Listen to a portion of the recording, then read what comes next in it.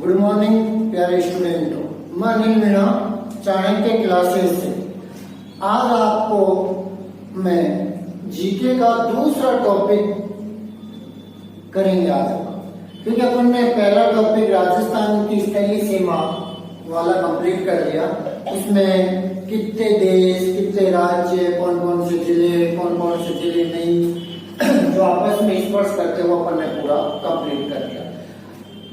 इसको हर एग्जाम में एक या दो क्वेश्चन आते हैं। आज अपना जो नया टॉपिक आएगा वो आएगा राजस्थान का नामकरण। राजस्थान का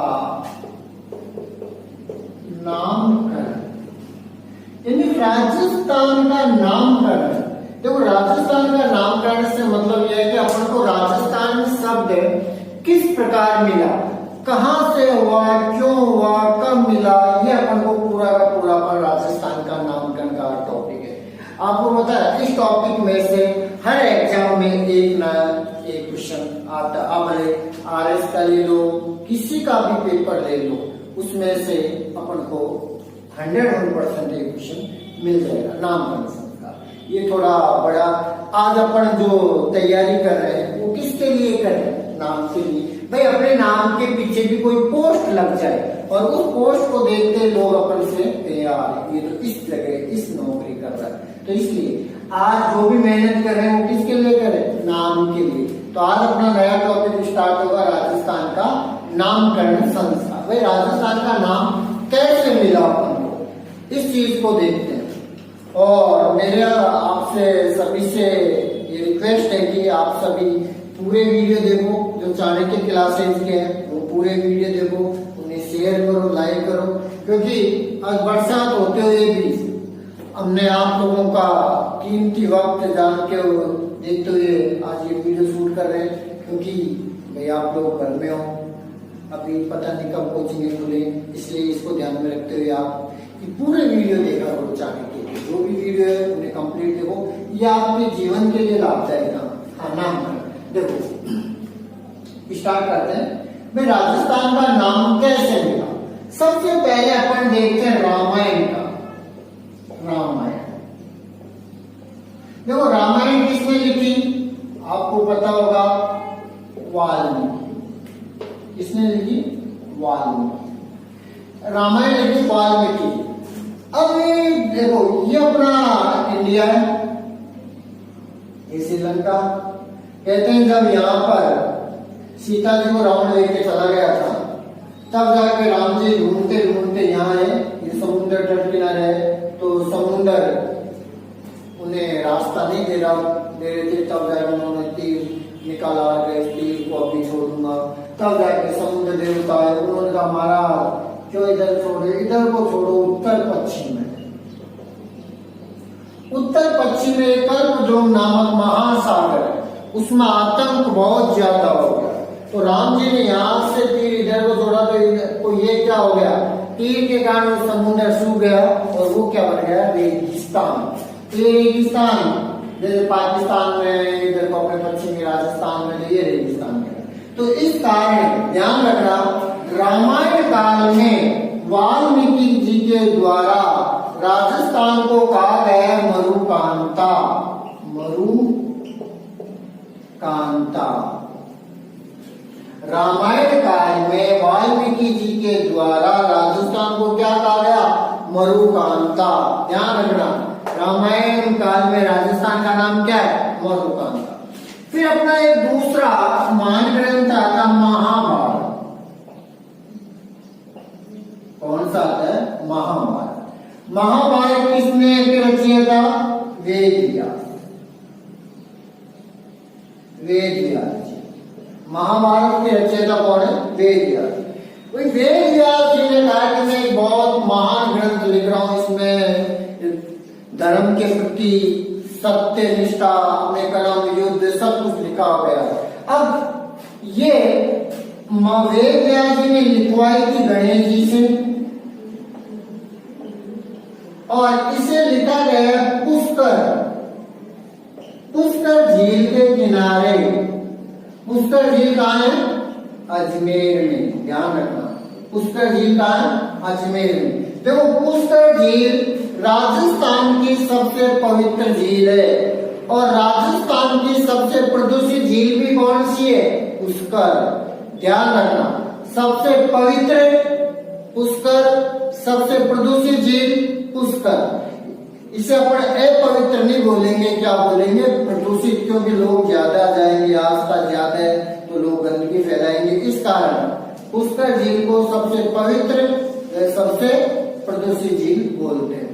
और इस झील की सफाई का कार्य करवाया जाता है कनाडा सरकार के द्वारा। किसके द्वारा? कनाडा सरकार के द्वारा। और ये राजस्थान में अजमेर में स्थित है ये चीज।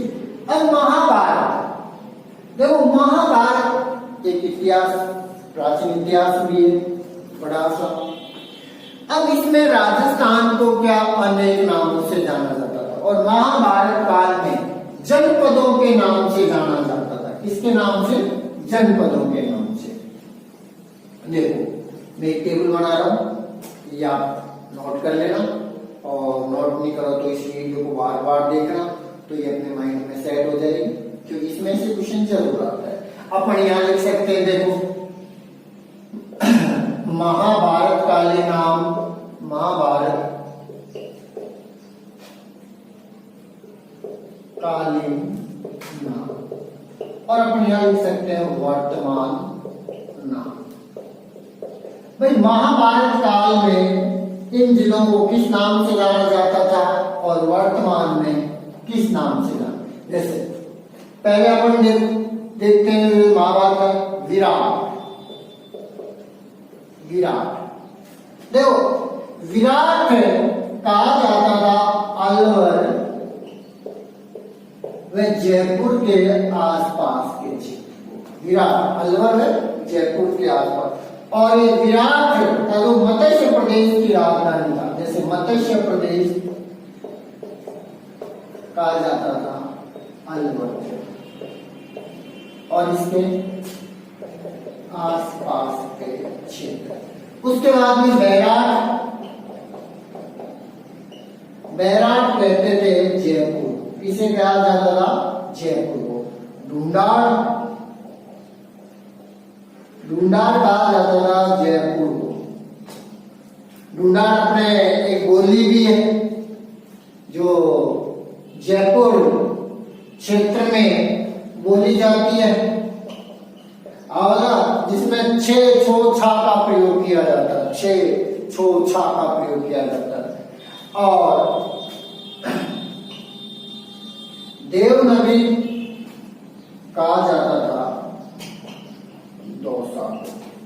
ब्रजनगरी कहा जाता था भरतपुर को। श्रीपंत, श्रीपंत कहा जाता था बयाना को।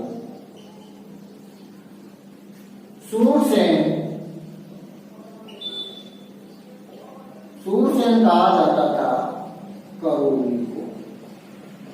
करौली को गोपालपुरी भी कहा जाता था। करौली को गोपालपुरी भी कहा जाता था। देखो विराट अलवर जयपुर को, मत्स्य प्रदेश अलवर व इसके आसपास के क्षेत्र को, बैराट जयपुर को, ढूंढाड़ जयपुर व दौसा को, देवनगरी दौसा को, ब्रजनगरी भरतपुर को, श्रीपंत बयाना को, सूरसेन कहा जाता था करौली को। सूरसेन कहा जाता था करौली को। उसके बाद में मैं इसे रफ कर रहा हूं, आगे लिखते हैं। जैसे कोठी, कोठी कहा जाता था धौलपुर, इसे कहा जाता था धौलपुर। उसके बाद में योद्धे, योद्धे आओदा, योद्धे किसे कहा जाता था? योद्धे कहा जाता था रामनगर को, इसे कहा जाता था रामनगर। लेकिन रामनगर बाद में गंग नहर आने के बाद में क्या हुआ? गंगानगर। तो क्या कहा गया? गंगानगर। योद्धे रामनगर, लेकिन रामनगर को बाद में गंग नहर आने के कारण क्या कहा गया? गंगानगर। और गंग नहर कौन लेके आए थे? महाराजा गंगा सिंह जिन्हें पंडित जवाहरलाल नेहरू ने आधुनिक भारत का भागीरथ कहा। कई बार क्वेश्चन ये आता है, एक आधुनिक भारत का भागीरथ किसे कहा जाता है? गंगा सिंह जी को। लेकिन किसने कहा ये कोई नहीं बताएगा। लेकिन किसने कहा, तो आपसे कोई पूछे किसने कहा तो बताना पंडित जवाहरलाल नेहरू ने। पंडित जवाहरलाल नेहरू ने आधुनिक भारत का भागीरथ किसे कहा? महाराजा गंगा सिंह जी को, जो कहां के थे? बीकानेर के।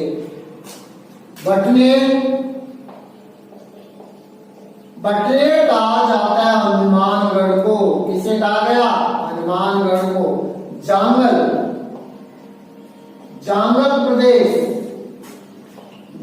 प्रदेश कहा गया बीकानेर को। देखो जांगल का अर्थ बताया गया खेजड़ी, यानी सर्वाधिक खेजड़ियों का निवास स्थान होने के कारण बीकानेर को कहा गया जांगल प्रदेश। क्या कहा गया? जांगल प्रदेश। अहीर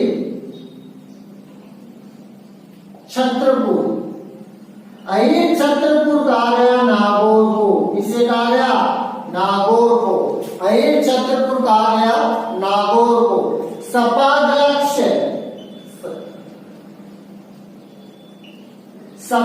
लक्ष्य कहा गया सांबर को। किसे कहा गया? सांबर को। सपाद लक्ष्य कहा गया सांबर को। क्यों? क्योंकि सांबर में शाकंभरी माता का मंदिर है। कौन सी माता का मंदिर है? शाकंभरी माता का। और सांबर है जो चौहानों की क्या थी? राजधानी। अजमेर के चौहानों की राजधानी कौन सी थी? सांबर। ठीक है, यहां तक अपन ने मिटा दे। धौलपुर कोठी, योधे रामनगर या गंगानगर, बटनेर हनुमानगढ़, जांगल बीकानेर, अहीर छत्रपुर नागौर, सपादला सांबर। उसके बाद में जवालीपुर कहा गया जालोर को। देखो सत्यपुर कहा गया सांचौर को। सत्यपुर सांचौर को। मेघपाट कहा गया मेवाड़ को। सिली कहा गया उदयपुर को। नगरी चित्तौड़गढ़ को। चंद्रावती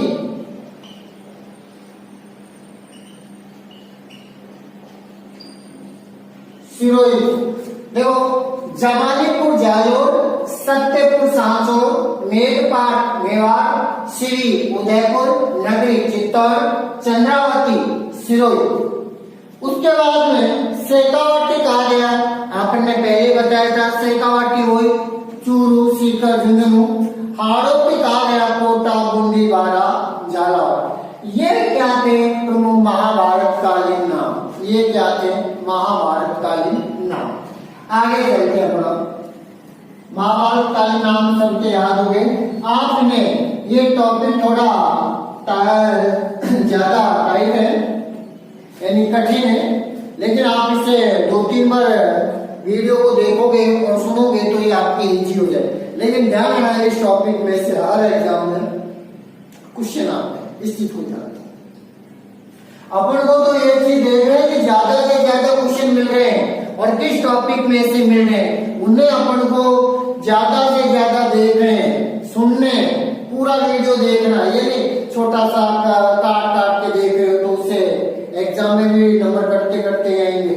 इसलिए अपन को पूरे नंबर चाहिए तो पूरा वीडियो देखो।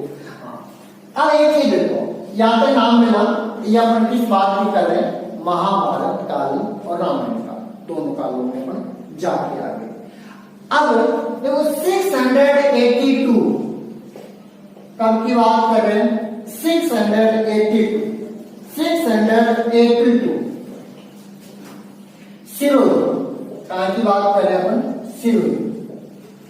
सिरोही में एक मंदिर है।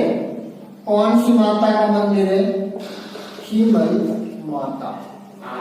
सिरोही में एक मंदिर है, खीमल माता का मंदिर। तो खीमल वंश है 54 वंश। कौन सा वंश है? 54।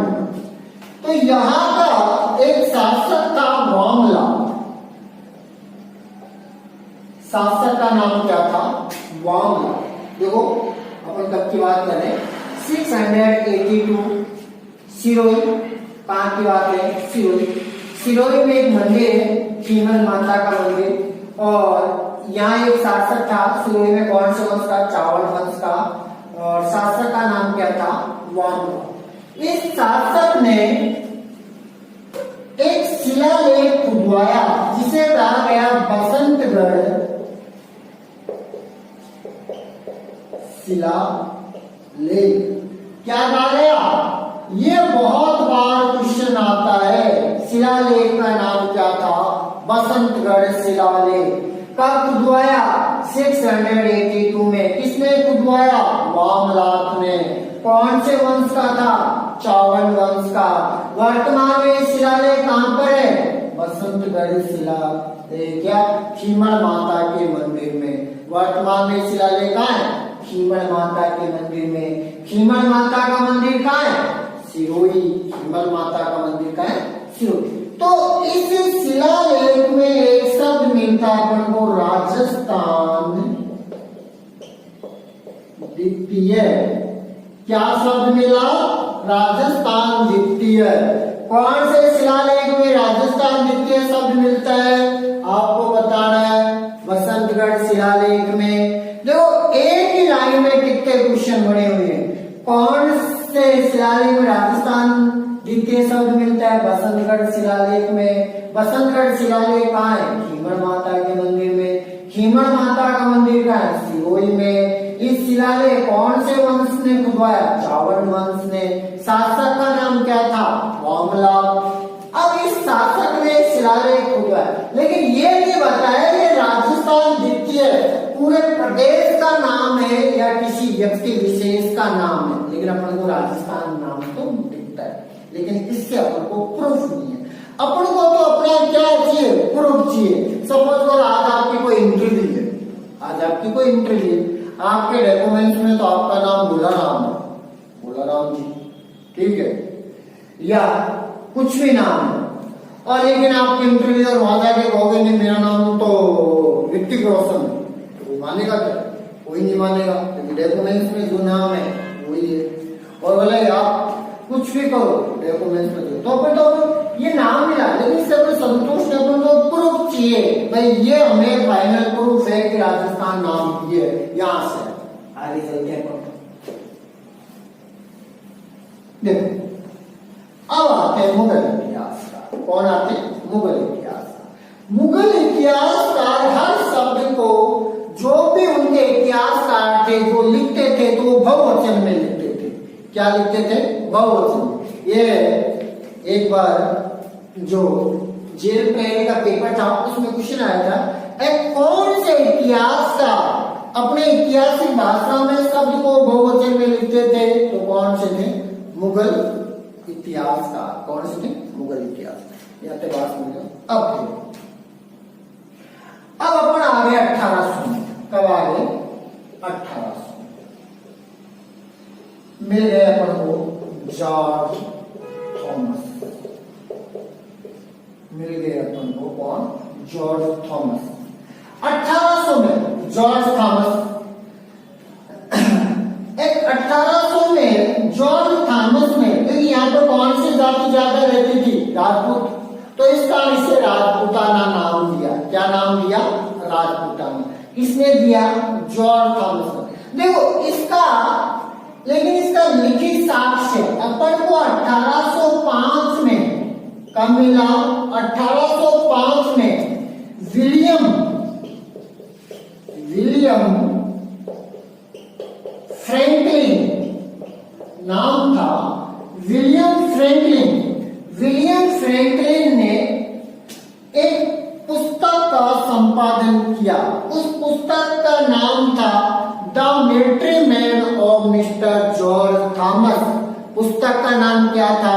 दोबारा सुनो, पुस्तक का नाम the military man of mister George Thomas.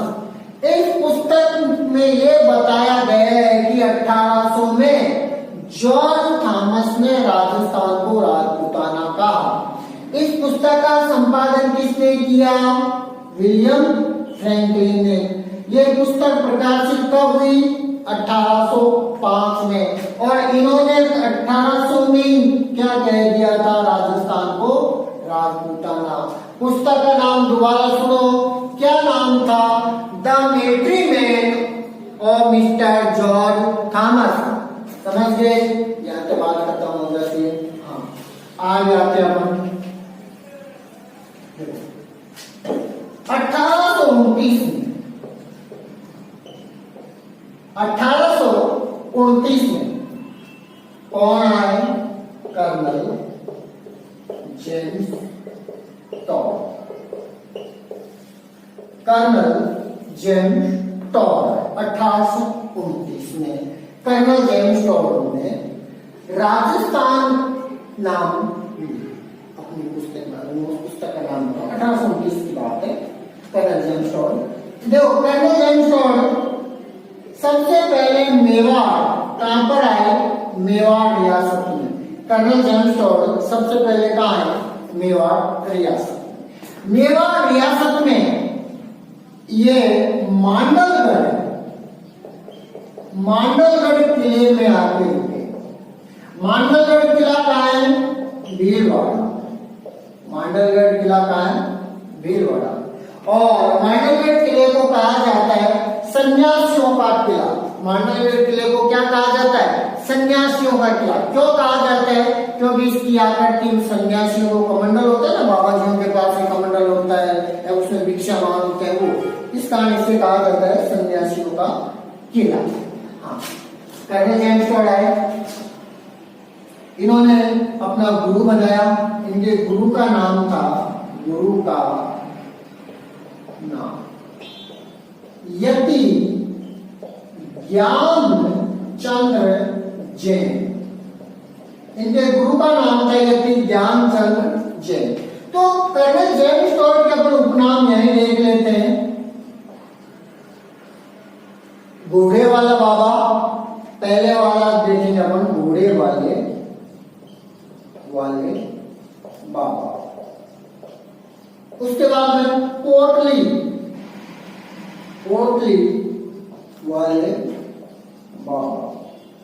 पोटली, अपन जब छोटे थे तो मम्मी डराती थी ना, अरे बेटा रोए मत, नहीं तो पोटली वाले बाबा आ जाएंगे। भाई वो पोटली वाले बाबा, ये पोटली वाला जो बच्चों को पकड़ने वाले, अभी भी डर रहता है छोटे बच्चों में। रोते हैं तो बच्चों से कहते हैं ना, रोए मत बवंडर आ जाएगा, या पोटली वाला बाबा। उसके बाद में राजस्थान इतिहास के पितामह, राजस्थान इतिहास के क्या है? पितामह। ये इनके क्या हुए? उपनाम। ये इनकी क्या है? उपनाम। देखो सबसे पहले कर्नल जेम्स टॉड कहाँ है? मेवाड़ में। फिर कहाँ गए? मांडलगढ़ किला, भीलवाड़ा में थे। गुरु का नाम यति ज्ञानचंद्र जैन, उपनाम घोड़े वाले बाबा, पोटली वाले बाबा, और राजस्थान इतिहास की पितामह। देखो कर्नल जेम्स टॉड के पुस्तक का नाम था the analogues and antiquities of Rajasthan. The analogues and antiquities of Rajasthan. 3-4 बार नाम याद करोगे तो ये नाम याद हो जाएगा। The analogues and antiquities of Rajasthan. मैंने हिंदी इंग्लिश दोनों में इसलिए लिखे हैं क्योंकि इंग्लिश मीडियम वाला को प्रॉब्लम नहीं है, हमारे ऊपर ध्यान नहीं दे रहे, इसलिए दोनों को साथ रख रहे हैं। The analogues and antiquities of Rajasthan. देखो इस पुस्तक का जो संपादन किया था वो किया था विलियम क्रुक ने। किसने किया? विलियम क्रुक ने। इस पुस्तक का संपादन किसने किया? विलियम क्रुक ने। पुस्तक का नाम the analogues and antiquities of Rajasthan. इस पुस्तक में सबसे पहले कर्नल जेम्स टॉड ने राजस्थान को राजस्थान नाम दिया। क्या नाम दिया? राजस्थान। क्यों? क्योंकि 21 बार राजस्थान शब्द का इन्होंने अपनी पुस्तक में 21 बार प्रयोग किया। जैसे सपोज करो 21 बार। अब अपने कोई नॉवल पढ़ रहे हैं, उसमें कोई नाम है, जैसे अपन नाम लेते हैं आर्यन, आर्यन ने ये किया, आर्यन ने ये किया, आर्यन ने ये किया 21 बार, तो उस पुस्तक का हीरो कौन बन गया? आर्यन। पुस्तक का हीरो कौन बन गया? आर्यन। तो इसी कारण तो तब जाके लोगों के समझ में आया 21 बार ये राजस्थान नाम दिया। तो किसने दिया? कर्नल जेम्स टॉड ने। कितनी बार? 21 बार। और पुस्तक का संपादन किसने किया? विलियम ब्रूक ने। अब उसके बाद में कर्नल जेम्स टॉड ने ये पुस्तक अपने को अब समर्पित की थी अपने गुरु को। अपन कहते ना भाई ये मैं जो आज आपका वीडियो बना रहा हूँ, ये वीडियो जो आपको पढ़ा रहा हूँ, मैं डेडिकेट करता हूँ हर स्टूडेंट के लिए जो एग्जाम में। तो इस पुस्तक को इन्होंने समर्पित की थी अपने गुरु। गुरु का नाम क्या था? यति ज्ञानदत्त जैन। अब उसके बाद में अपन राजस्थानी है, आपको पता है राजस्थानियों का इंग्लिश में हाथ वैसे तंग रहता है। कर्नल जेम्स टॉड तो अंग्रेज थे, तब जाके इनको भाई हिंदी अनुवाद। तो पंडित गौरी शंकर ओझा, पंडित गौरी शंकर ओझा ने इस पुस्तक का क्या किया? हिंदी अनुवाद। आपसे कोई पूछे किसने इस पुस्तक का हिंदी अनुवाद किया, तो पंडित गौरी शंकर ओझा ने इस पुस्तक का क्या किया? हिंदी अनुवाद किया। इसने किया पंडित गौरी शंकर ओझा ने। इसने किया पंडित गौरी शंकर ओझा ने। बात समझ आ गया आप लोगों को? हाँ, आगे तब जेम्स टॉड के ऊपर, क्योंकि इन्होंने राजस्थान का इतिहास लिखा, तो राजस्थान में ज्यादा दिलचस्पी होने लगी। तो अंग्रेजों ने सोचा भाई राजस्थानी साथ मिल जाएंगे, ऐसा करेंगे, तो इन्हें भेज दिया। तो ये इंग्लैंड जाते समय, अपने देश जाते समय एक शिलालेख था मानमूल। एक शिलालेख कौन सा था? मानमूल। उस शिलालेख को अपने साथ ले गए और बीच रास्ते में समुद्र में उस शिलालेख को फेंक दिए। तो मानमूल शिलालेख को यहाँ से कौन लेके गए? Colonel James Tod. जो रास्ते में कहाँ फेंक गए? समुद्र में फेंक गए। सामान्य वजन ज्यादा होगा तो सोचा पत्थर क्या रहता है, फेंक दिया। आगे देखते हैं। अभी भी अपन नाम से संतुष्ट नहीं, अपन प्रूफ चाहिए। अब आगे देखो, राजस्थान का एकीकरण कितने चरणों में हुआ? 7 चरण। कितने चरणों में हुआ? 7 चरणों। अब देखो पहला मत्स्य सन, उसके बाद में 25 मार्च 1948 राजस्थान के एकीकरण के द्वितीय चरण में, एकीकरण के कौन से चरण? द्वितीय चरण में। तो यहाँ पे राजस्थान पूर्व शब्द का उल्लेख किया गया, लेकिन अपन ने नहीं। उसके बाद में 30 मार्च 1949, 30 मार्च 1949 को राजस्थान के एकीकरण में जैसलमेर, जोधपुर, बीकानेर, जयपुर ये 4 बड़ी रियासतें सम्मिलित हुई। ये 4 बड़ी रियासतें सम्मिलित हुई। ये कौन सा चरण था? चौथा चरण। इसी कारण प्रतिवर्ष अपन क्या मनाते हैं? 30 मार्च को राजस्थान दिवस। इसी कारण प्रतिवर्ष अपन 30 मार्च को राजस्थान दिवस मनाते हैं। ध्यान रखना, अगर कोई आपसे पूछे राजस्थान का स्थापना दिवस कब मनाते हैं, तो वो मनाते हैं अपन 1 नवंबर को। कब मनाते हैं? 1 नवंबर को। क्यों? क्योंकि 1 नवंबर को राजस्थान का एकीकरण पूर्ण हुआ था। इस कारण 1 नवंबर को तो क्या मनाते हैं अपन? राजस्थान का स्थापना दिवस। और राजस्थान दिवस का मनाते 30 मार्च को। दोनों क्वेश्चन अलग अलग है, लेकिन अगर आप लोग मैं नहीं बताता तो हमेशा स्थापना दिवस भी 30 मार्च को ही करते, तो ये गलत बताते हैं। तो स्थापना दिवस तो कब होगा? 1 नवंबर को। राजस्थान दिवस कब होगा? राजस्थान दिवस 30 मार्च को। समझ गए? उसके बाद में 26 जनवरी 1950 की बात करें, 26 जनवरी 1950 अपना क्या हुआ? संविधान लागू हुआ। 26 जनवरी 1950 को संविधान लागू हुआ और संविधान की अनुसूची 1 में, संविधान की अनुसूची 1 में राजस्थान शब्द को मान्यता दी गई और जयपुर को राजधानी बनाया गया।